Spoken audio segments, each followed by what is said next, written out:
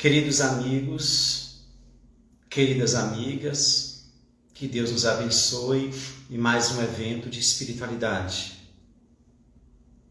Vamos nesse momento nos preparar, já que esse é o momento em que vamos vibrar, rogando a Deus, a Jesus, auxílio, amparo, não só para nós, mas para todos que estão enfrentando as lutas neste período de pandemia.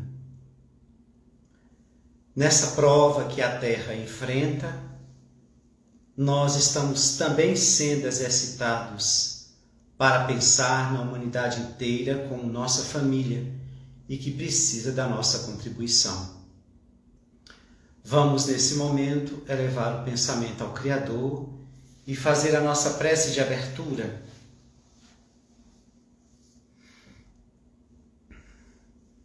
Pai de infinita bondade, nos reunimos aqui, Senhor, para discutir a Tua mensagem, para compreendê-la e logo internalizá-la. Auxilia-nos, Jesus, na compreensão da mensagem que o Senhor nos trouxe. Não deixe ela vagar nos nossos pensamentos sem uma utilização saudável. Envolva-nos na presença dos bons espíritos, para que esse encontro possa nos conduzir a um entendimento maior acerca da vida nos dois planos. Envolva-nos, inspira-nos, proteja-nos hoje e sempre, que assim seja.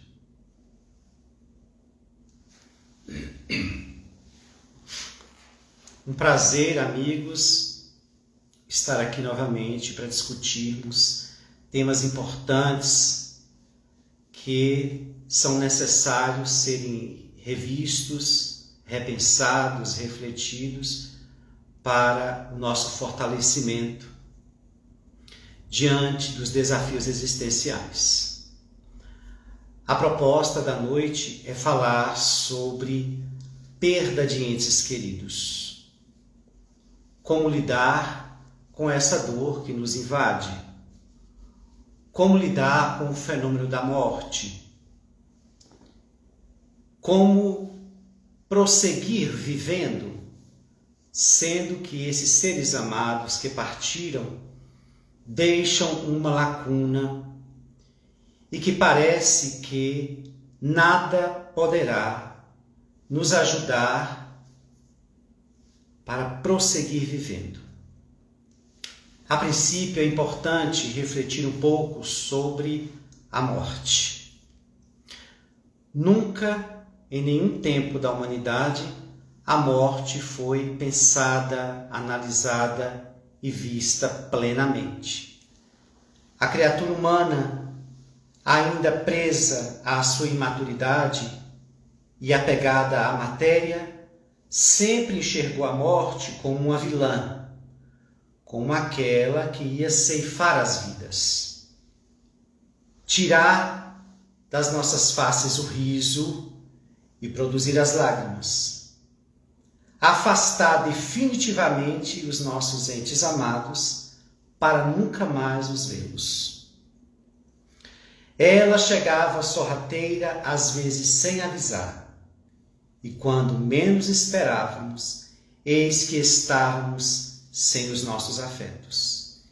Ao longo da humanidade, a morte foi sendo colocada como esta força que nos produz um sofrimento de difícil erradicação. Daí, as civilizações foram pondo-a em um lugar negativo, onde ela era cultuada de uma forma em que chegava a aparecer ser uma praga, uma peste. Para termos ideia, houve períodos em que, quando alguém da nossa família desencarnasse, a sociedade considerava que aquela família, que aquela casa estava amaldiçoada. afastavam-se dessas pessoas, dessas famílias, acreditando que a praga da morte poderia alcançar-lhes. A morte foi interditada, nunca foi discutida. Basta ver que até hoje, quando vamos falar desse assunto, há sempre alguém que diz, vamos mudar de assunto? Esse assunto é muito pesado. E foi por este caminho, por essa interpretação, que a criatura não se preparou para enfrentar a fatalidade biológica, a presença da morte em sua vida. Ela sempre foi posta de lado, como se não fosse algo de que não se pudesse fugir. E agora, nesses tempos de pandemia, estamos vendo a morte presente em todos os cantos. Não há como detê-la. Quando Jesus sai da cruz, pela desencarnação, e retorna no terceiro dia, ele queria deixar uma mensagem. A mensagem de que a morte era apenas um portal. Para, no futuro, o Espiritismo chegar e nos mostrar que, além de ser um portal, a morte também possibilitava uma relação com os dois mundos. A desencarnação não limitava, ou não impedia, não barrava os seres que haviam partido de se comunicar. E nessa compreensão, aumentou-se o nível de consolação para as pessoas que carregavam no seu inconsciente profundo aquilo que até hoje está em alguns dicionários: morrer, desaparecer, extinguir-se, morte, fim. Assim, com essa interpretação, ou com esse olhar, melhor dizendo, que o Espiritismo nos oferta, nós vamos criando mais força, entendimento e nos tornando mais resignados diante da prova. Porém, isso não consegue deter a dor, porque há um vínculo que se estabelece, os vínculos que o amor nos propicia. Há um teórico do luto que diz: a morte, a dor, o luto é o preço que o amor nos faz pagar. Porque à medida que vamos amando, vamos nos enlaçando, nos envolvendo em alguém ou com alguém, nós vamos criando um vínculo e a morte vem e corta esse vínculo, até nos ajustarmos sem este ser fisicamente presente a todo um trabalho. É por isso que antigamente não se havia um estudo aprofundado acerca do luto. As pessoas tentavam esquecer as pessoas que haviam partido. Elas tentavam voltar à vida, mesmo carregando o peso da saudade, do vazio. Elas procuravam seguir a vida. E assim seguiam com seus lutos mal elaborados. Ou seja, não se adaptou à falta, não soube lidar com a falta. Não deu tempo para si mesmo para processar a falta. E isso foi gerando em muitas almas determinados processos que acabavam produzindo doenças, abalos emocionais, depressões profundas e até morte. E as pessoas não conseguiam descobrir e entender o que havia realmente ocorrido. Na busca, no exame de muitos pesquisadores, estes foram perceber que se tratava da perda de um ente querido. E a palavra perda ganhou muita força. Até hoje se coloca perda de entes queridos, porque esta é a percepção que temos enquanto seres no corpo e maturos. Há uma perda mesmo dentro de nós. Há pessoas que chegam a dizer que a impressão é que perdeu um órgão. E dessa perda do órgão vem variadas outras perdas. Do sentido de viver, né, do sabor das coisas, do brilho, enfim. A perda de um ente querido produz um processo que reverbera por muito tempo e que precisa ser acompanhado. Este processo chama-se luto, que nada mais é do que a criatura lidando com a falta do ente amado.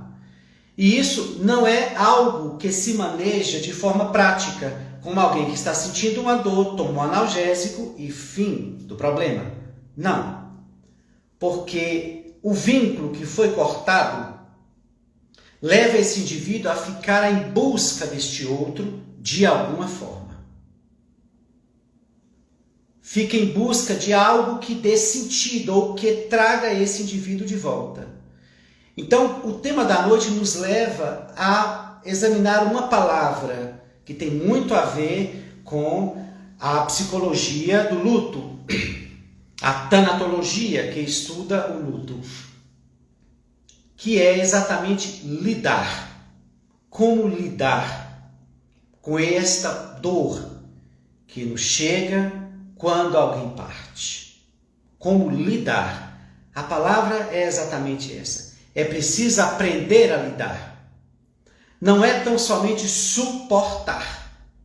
Porque as pessoas que ousam fazer isso, elas costumam embotar a dor, para que essa dor lhes encontre mais à frente, produzindo vários processos psicológicos, emocionais, sobretudo físicos. Sem elas perceberem que guardaram uma bomba que implode dentro delas, que é a falta. Não se organizou isso. Não é levar a vida, levantar a cabeça e seguir em frente, que se elabora um luto, que se elabora uma perda. Por isso que muitas almas encontram este caminho que aparentemente parece ser mais fácil. Eu vou mergulhar no meu trabalho, eu vou mergulhar a minha mente em outras atividades, eu vou fazer uma viagem e procuram várias fugas para tamponar a dor que lhe consome. Mas o luto é um fenômeno que quanto mais se enfrenta, mais se elabora. Quanto mais se fala do ser amado que partiu, quanto mais se pensa acerca disso, mais se organiza em relação a isso. Ao invés de ouvirmos muitas pessoas dizerem, não é? Levante a sua cabeça e siga em frente. Não, já está na hora de parar de chorar, você não acha? Não, deixe a pessoa descansar. Ela deve estar perturbada com tanto choro, com tanta angústia. Há tantos pontos para discutir sobre esse assunto e eu vou ser breve, contanto que eu consiga tecer coisas importantes. Primeiro passo, não se elabora o luto de chofre imediatamente. Não é uma tomada de decisão em seguir a vida ou não seguir. A questão é que surge um fato, uma perda, e o indivíduo, a princípio, entra em choque, porque ele não consegue elaborar a saída desse outro. Ainda mais a depender do tipo de morte. Há várias questões que implicam o luto, do que tão somente chorar aquele que partiu. O luto ele envolve várias questões, como o tipo de morte, como o nível de vínculo que existia com essa pessoa, o envolvimento que esse que partiu tinha, o nível de envolvimento que esse que partiu tinha em torno dos que o rodeavam. Vários pontos aí, né? Várias situações vão sendo pesadas, por isso que cada luta é particular, porque cada história precisa ser examinada como um todo para entender a dimensão desse luto. Então há várias diferenças que medem o nível, o tamanho dessa dor, que vai gerar vários processos. Então, uma coisa que é importante entender, que o luto é particular, não pode ser comparado. Ah, fulana de tal sofreu a desencarnação de um filho e levantou e foi seguir a vida. Não se pode dar esse tipo de exemplo para ninguém, porque a forma como eu conduzirei o meu luto tem tudo a ver com a minha relação que tive com esse ente que partiu, com o meu nível evolutivo, como eu compreendi a presença desse outro, o tamanho do nível de vínculo desse outro que ninguém sabe medir, dimensionar. Então utiliza-se muitas falas rasas. É hora de seguir. Quem disse que existe hora para seguir? Aonde está escrito que existe a hora de superar uma dor das maiores que enfrentamos? Aonde está escrito isto? Então, a pessoa que está enfrentando a dor da desencarnação de um ente amado, a princípio entra em choque, fica abalada. Depois ela pode entrar por um período de revoltas. E quero lembrar que isso que eu estou citando são fases do luto que eu quero deixar bem claro que elas não são padronizadas. Não há uma linha estabelecida para vivenciar o luto. Mas uma pesquisadora, Elizabeth Kübler-Ross, ela vai falar sobre os pacientes terminais. Vale ressaltar, ela faz uma pesquisa e analisa as fases do luto nos pacientes terminais, tá bom? Mas nessas colocações que ela traz, algumas condizem, né? Podem ser interpretadas ou trazidas para análise de um luto, tirando apenas uma. Mas ela fala muito bem do choque inicial, da raiva, da revolta, da perda do sentido existencial, da entrega, que é a depressão, e da superação, da aceitação, que não significa voltar a viver sorrindo e feliz. Não. O aceitar a partida do outro é resignar-se com o que aconteceu e aprender a lidar com a falta, e isso leva tempo. Então, as fases do luto, não existe um padrão para ser seguida, porque isso depende de cada um. Você pode vivenciar uma fase, como não, ou pode pular para outra, ou estagiar, prender-se em outra. Por isso que precisamos de acompanhamento muitas vezes. Há pessoas que não sabem lidar muito com isso, estacionam em determinadas fases e que podem prejudicar muito, principalmente aquela que se torna a fase talvez mais grave, que é a depressão. Tem que se trabalhar o enlutado para que ele evite cair neste lugar de depressão. Por isso, cada um deve reconhecer o seu luto, entender que há uma falta, há uma dor, deve chorar, quantas vezes achar que deve. O que nós, profissionais da área, pedimos é que o indivíduo tem que analisar se aquilo, e os familiares também, se aquilo está em excesso. Está chorando demais, excessivamente.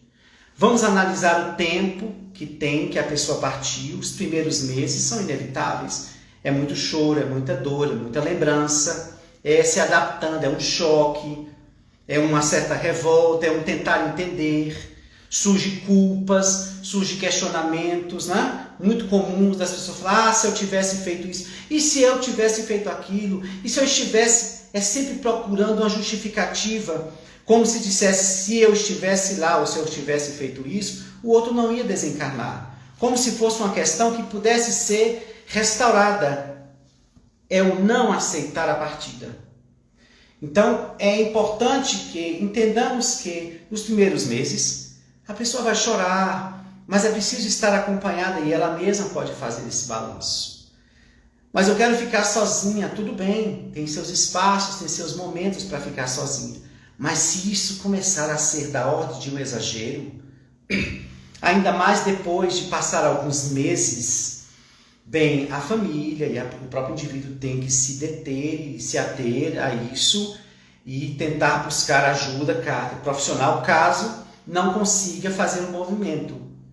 Mas nós temos aí como uma grande bênção o Espiritismo, que vai nos tirar essa ideia, ou pelo menos trabalhar um pouco, já que ela está bem impressa no nosso inconsciente, porque para nós, no inconsciente profundo, está, morreu, acabou. Adeus e nunca mais. Isso está instalado no inconsciente profundo da criatura humana. Então, a parte de nós que chora, que sofre a desencarnação de um ente amado, advém deste inconsciente que nos dá uma sensação do nunca mais eu vou ver. De que nunca mais eu vou poder tocar e falar com aquela pessoa. Mas o Espiritismo vai nos mostrando constantemente que não. O mundo espiritual vibra e eles estão aí. E isso, à medida que vamos estudando, nos apropriando desse saber, isso vai se criando dentro de nós um campo de realidade e uma convicção que, por mais que a gente sinta falta aqui e agora, há um alento de saber que não estão debaixo da terra. Estão no mundo espiritual. Voltaram para a pátria. E quanto mais a gente aumentar essa convicção, mais confortáveis estaremos. Por isso que para lidar é preciso entender que cada pessoa encontra um caminho.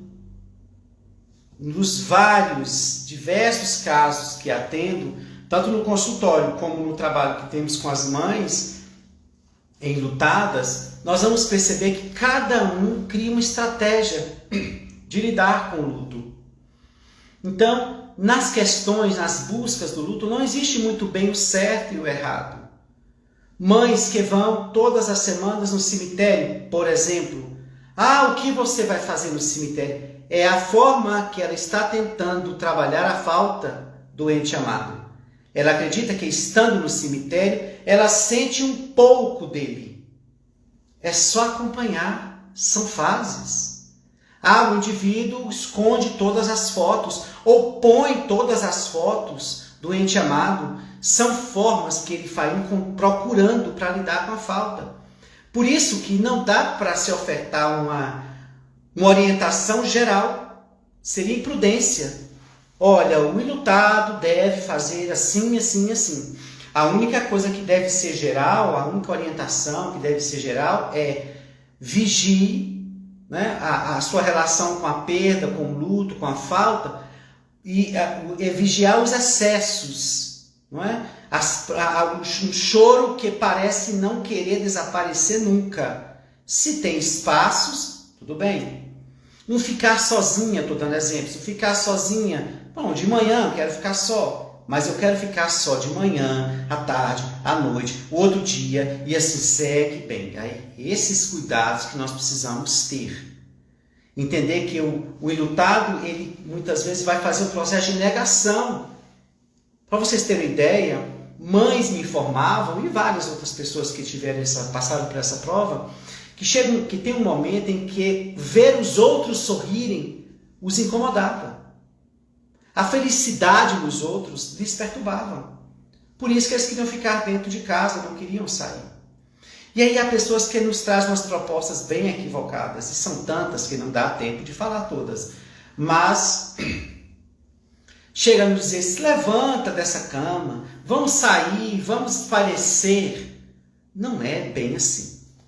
É uma proposta saudável daquela pessoa que ou não sabe lidar com o luto, porque muitas pessoas não sabem, porque ninguém estuda a morte, nem muito menos o morrer, ou aquela que quer o bem da outra, quer vê-la bem, mas no luto não se pode fazer ensaios assim. Tem que ter muito cuidado, tem que partir do desejo do enlutado. Olha, a gente poderia sair. Você quer? Está sentindo vontade? Não estou muito bem, eu não estou... Pode fazer um esforço, só para se parecer um pouco? Posso, vamos. Mas nunca no sentido de saia deste lugar, pare de chorar, pare de falar dessa pessoa o tempo todo. Um caso que uma mãe me contou me entristeceu muito, que ela disse, Arilson, eu tenho que chorar no chuveiro quando eu ligo. Então eu tomo banho quase 4 vezes ao dia, porque o chuveiro caindo, eu posso gritar dentro da minha casa. Porque as pessoas dizem, meu esposo, meus filhos dizem que eu já estou com uma prosa ruim. Eu não posso chorar o filho que partiu. Absurdos dessa ordem, que me leva a convidar a todos vocês que estão aqui a estudar sobre o luto. é importante, nós não estamos falando de uma probabilidade, nós estamos falando de um fato que vai alcançar a vida de todos nós. Ter noções básicas do que é o luto e de como conduzir. Pessoas já estão sofrendo e ainda sofrem com as críticas familiares, as falas que mais machucam do que acalentam, os chamados de atenção que mais atordoam do que confortam. Então, é grave. Uma pessoa que está passando por esse processo precisa de acompanhamento, de carinho e deixar ela falar. Quantas vezes ela quiser falar do ente amado, deixe falar. Ela está tentando organizar a falta. Nada é demais nesse início. Nada é demais, ela quer falar. Eu canso de ouvir pessoas falando, eu já não estou querendo sair de casa porque todo lugar que eu vou eu choro. E aí eu fico sem graça. Já imaginou se todo mundo entendesse um pouco de luto? As pessoas não ficariam inibidas para chorar. Ou achar que essa pessoa traz tristeza para as casas, leva tristeza para a casa das outras. Então tem muita coisa, meus irmãos, que eu estou aqui fazendo recortes pequenos só para a gente ter uma noção. Então, cada dia que passa é uma luta para o ilutável, não é? Cada dia que passa são lembranças que vêm, datas comemorativas que tocam, que a gente aconselha para algumas pessoas, a depender da sua condição. Tente não chorar nessa data tão somente. Tenta não só sofrer a falta, Percebe que nós não estamos impedindo que esses fenômenos ocorram. Mas acrescente algo, ou seja, espiritualize essa data. É aniversário do meu pai. Vai ser um dia difícil. Quantas mães aqui e pessoas disseram, como é que eu vou lidar com essa falta, com esse dia? E a gente orienta, vai ser um dia difícil, claro, porque nós vamos sentir a falta, mas tente espiritualizar um pouco esse momento. Comece, reúna a família, faça um evangelho e direcione para essa pessoa uma corrente de oração, ou vá fazer uma caridade, visitar alguém em nome dessa pessoa. Faça alguma coisa e diga, olha, isto é para você, homenageie este ser. Mesmo com lágrimas, sentindo a falta, mas espiritualize, dialogue com esse ser, através da oração, convide os amigos ou peça uma corrente de oração naquele dia, mas espiritualize esse momento. Então tem várias fases que vão ser atravessadas. Existe a revolta, a negação, pessoas que não aceitam, a impressão que tem é que o ente vai voltar daqui a pouco, ou é que ele está viajando, até entrar no enfrentamento da verdade, que é um pouco mais à frente. Às vezes elas têm raiva, elas têm revolta, e questionam Deus, e questionam tudo que está ao redor, a vida. Vem a revolta natural, que com ela tentando elaborar o seu luto. E aí revoltam contra Deus e contra tudo. Não um problema, deixa ela fluir isso. O que isso tem que ser examinado, repito, é se esta fase está prolongando muito. Então, vem a perda do sentido existencial, perde a vontade de se divertir, não tem gosto para comer, não tem vontade, só quer. Isso é uma queda, Perdeu energia, porque a energia do afeto estava concentrada naquela pessoa também. A pessoa sai a uma queda de energia, de gosto pela vida. Então, assim, nós vamos tentando lidar, acompanhar a pessoa naquele momento, até que ela vai recobrando aos poucos. É uma questão de tempo, É uma questão de tempo, para que o indivíduo retorne. E o tempo não é um tempo fixado, é o tempo daquela pessoa. Pode demorar. Existem falas que dizem assim, o luto ele deve estar na fase de 6 meses para começar a melhorar, chegando a 1 ano, já é para estar bem melhor, porque se passar de 1 ano é patológico. Particularmente, eu digo a vocês, por conta das experiências, o luto não se cronometra. 1 ano, 6 meses. Não. À medida quem dá é o ilutado, por conta da sua realidade subjetiva, que é dele. Ele é um ser singular, é ele que define. É claro que essas medidas que os teóricos da psicologia ofertaram é para que a gente tenha uma noção de que são períodos que devem estar levando o indivíduo a um melhoramento, mas não são datas fechadas que devem finalizar ali. Mas é só um norte para que a gente saiba examinar como essas pessoas estão lidando. Então vem o choro, vem vários fenômenos, perguntas, questionamentos a Deus, vontade de morrer, muitos fenômenos ocorrem. O importante é ouvir essas pessoas e evitar determinados conselhos, não é? Vá cuidar dos seus filhos que ficaram. Isso é o de menos que a gente escuta, né? Não, muda de assunto, para de falar, toda hora é esse mesmo assunto. Só sabe quem passa, não é? Quem não passa, acha que é uma questão só de mudar de posicionamento, ou de palavra, ou de faixa. Mas, para também quem está envolvido no luto, não deixe de entrar em contato com o ente amado.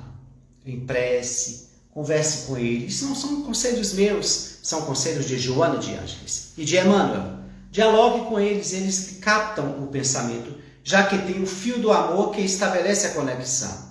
Fale com eles, mas diga para que eles partam, para que eles busquem Jesus, para que eles entendam que a saudade é grande, mas nós vamos conseguir atravessar, que eles não se detenham aqui.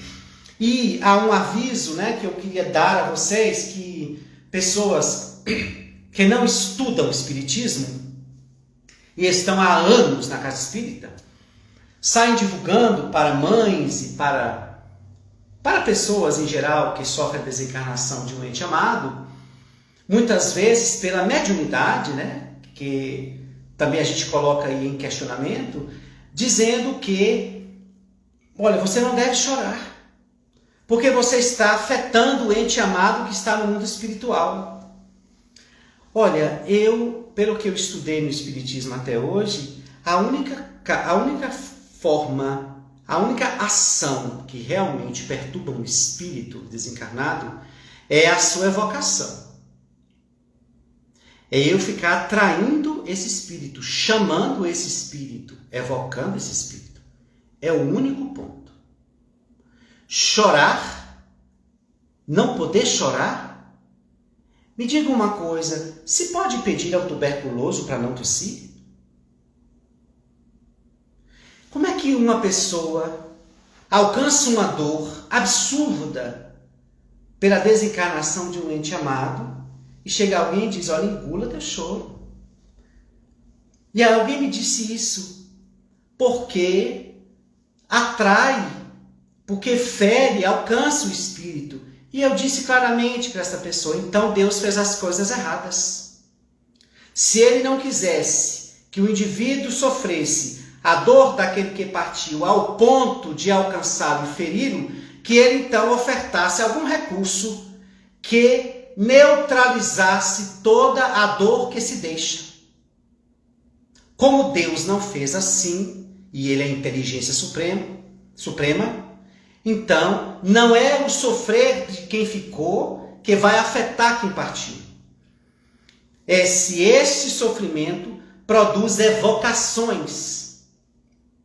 Como eu conheci um caso de uma mãe, que ela chamava o filho para dentro de casa e conversava com o filho o dia todo. Meu filho, olha, eu estou aqui, viu? A mãe vai sair, daqui a pouco eu vou voltar. Era uma maneira dela ter o filho dela. Era equivocado? Era. Mas mesmo assim, é a maneira, porque não consegue ficar sem. E se trabalha. Agora dizer, não chore, pare com isso, já está na hora de parar com isso, me diga aí quem é o dono da hora? É quem carrega a dor. É quem sabe a dor que sente. Esse é o dono da hora. Se ele se perder na hora, entra a família, entra o amigo, entra o profissional e vai ajudando. Vamos manejar isso aqui para que você atravesse essa etapa. Então, meus irmãos, é um assunto extremamente grave e que, infelizmente, poucos estudam. Eu finalizei agora uma especialização em luto, agora no início de março. E foi através dessa especialização que eu pude ver quão grave isso é. E o que o luto pode levar, ou o tipo de abalo que o luto pode levar nas criaturas humanas. Onde elas não têm noção do impacto que aquilo gera. E se não for bem elaborado, elas podem ter graves problemas de saúde. E nós já constatamos vários ao nosso redor, nas nossas próprias experiências, como faz falta e como a falta abala. Mas, como lidar com esse ser que partiu é entendendo que cada dia, com oração, lágrimas, faltas, saudade e oração, né? Família perto, é impressionante a família. Eu diria imprescindível a família, melhor dizendo. Infelizmente, tem muitas famílias que não dão suporte. É importante a família estar perto, para que o indivíduo sinta-se amparado para atravessar essa etapa. Estar perto, para que ele se sinta respeitado também no seu momento. Né? Respeitar os momentos dele, para que aos poucos ele retorne, ele retome, e aquilo vai ficando mais leve. É o tempo todo lembrando da forma como o ente desencarnou, natural. É lembrando aqueles últimos momentos, é no caixão, é enterrando. Aquela não sai da minha cabeça, é normal. Está elaborando. Deixa falar. Sim, o que é que você está lembrando? Então, muito cuidado com tire isso da sua cabeça. Não tire, não. Com o luto, não tire. Me fale sobre isso. Olha, eu lembro, fica isso na minha cabeça, certo? Mas isso vai passando, aí a pessoa vai repetir isso várias vezes. Freud tem um texto em que ele fala de que relembrar, repetir e elaborar. Esse é o nome do texto de Freud. Relembrar, repetir para elaborar. Então, quando a pessoa disse para a mãe, né, você está com uma prosa muito ruim, porque a mãe repetia as falas do filho, de como estava, de como foi aquele dia, tem que repetir. Ela está tentando arrumar. Sabe quando você quer fazer uma prova, você tem que aprender aquilo? Então, como é que você faz para aprender? Você repete o estudo, até aquilo se instalar. Ela está tentando elaborar. Então deixa repetir. Olha, eu não consigo parar de pensar. Sim, em quê? Falem para mim. É nisso, aí chora. Ela está se esvaziando. E aí chega um dia que ela diz, não estou mais lembrando daquilo. Olha, eu passo o dia todo com fulano que partiu na minha cabeça, é de manhã, tarde, noite, tudo normal. Vamos falar dele? O que você pensa dele? O que você lembra? Me fala aí, olha, eu trouxe isso, e aí mostra, enfim, deixa movimentar. Chega uma hora que algumas pessoas, alguns lutados até assustam e dizem assim, eu estou preocupado, eu estou com medo de estar esquecendo meu filho. Eu pergunto, mas por que? Ela diz, hoje eu passei a manhã sem lembrar dele. Está elaborando o luto. Quando o ente desencarna, esse ente vem para frente. Ou seja, tudo ele parece estar perto. Ele parece estar presente. Ele está aqui na sua frente. Porque a falta gera isso. Então o pensamento é nele. A minha vida tem ele. Tudo o que eu vou fazer tem ele. Né? E vai buscando, e é ele, e é ele, e é ele. Com o passar do tempo, o ente amado sai e fica aqui, ó. Então, como eu disse para essa mãe, não, você não está esquecendo seu filho. Você está relocalizando ele em sua vida. Agora você está sabendo lidar um pouco mais com a falta dele, mas ele está aqui no coração. Você não vai... Onde já se viu esquecer quem se ama? O amor não deixa. Então, acalmando as pessoas. Por quê? Porque pensar diretamente no ente amado, constantemente, é uma forma de tê-lo.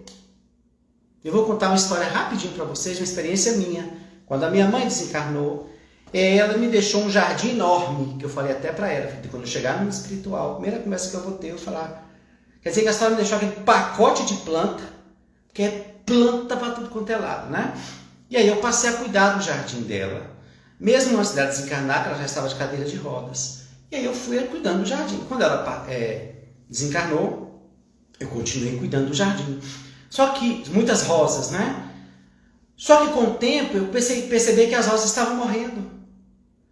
As pétalas estavam amarelando e elas estavam morrendo. E eu fiquei sem entender, meu Deus, por que isso? E eu falei, eu as molho todo dia, eu cuido todo dia e tal. E fui no Google ver, né, meu Deus, as rosas que estão amarelando, estão morrendo e tal. E aí o Google disse, excesso de água. Aí eu me atentei para uma coisa. Eu estava molhando as rosas todos os dias. Por quê? Porque eu queria sentir a presença dela. E onde é que ela mais se representava para mim? No jardim. Então eu passava todos os dias molhando o jardim. No fundo, ali já não era mais as plantas. Era ela que eu queria sentir ali. E eu estava matando as rosas. Matando as rosas. Porque quanto mais eu estava ali, era uma forma de senti-la. E aí eu fui espaçando, as rosas voltaram a crescer. Mas ainda eu vou resolver essa história com ela quando eu chegar lá. Porque eu achei caqueiro, planta de tudo quanto é jeito, e haja coluna para tratar. E eu disse para ela, me aguarde aí. Mas tem hora que dá para brincar, mas tem hora não. Tem hora que a falta vem, a lágrima brota, é hora de chorar. É hora de chorar. Desabafa, fala, expõe, e aos poucos isso vai acalmando. Com a oração, com o Evangelho, com a presença dos bons espíritos, tudo fica mais tranquilo. O suporte é maior, não é? A gente vai superando, não deixamos de enfrentar a dor, mas a gente vai alcançando um nível de maior entendimento, esclarecimento. Nesses dias em que a morte está espalhada pelo mundo, nós precisamos orar em conjunto para todos. Para todos. Já imaginou se a humanidade, nesse exato momento, tivesse esse conhecimento do luto, da morte, do morrer? Pois é. Muita ajuda ia chegar. Muito esclarecimento ia minimizar a dor lancinante que surge e que espoca em todos os cantos. Meus irmãos, o tema é vasto, vocês perceberam, não é? Podemos, quem sabe, em outro momento, falar do assunto de forma mais ampla. Mas estamos aqui à disposição para ajudar quem sofre a desencarnação de um ente amado. E para finalizar, porque o nosso horário está chegando, me pediram uma canção para colocar na palestra. Eu pensei em algumas músicas minhas, tocar no violão e cantar, mas diante do tema, diante da dor que toma conta de muitos corações, eu resolvi fazer uma capela de uma canção que se tornou também uma prece no Brasil todo e que é cantada e sempre foi cantada nos congressos, enfim. Então eu quero cantar essa música como forma de vibração para todos que estão sofrendo no mundo e que eu quero que vocês juntos comigo vibrem também. Tá certo? Eu vou cantar o hino a Bezerra de Menezes.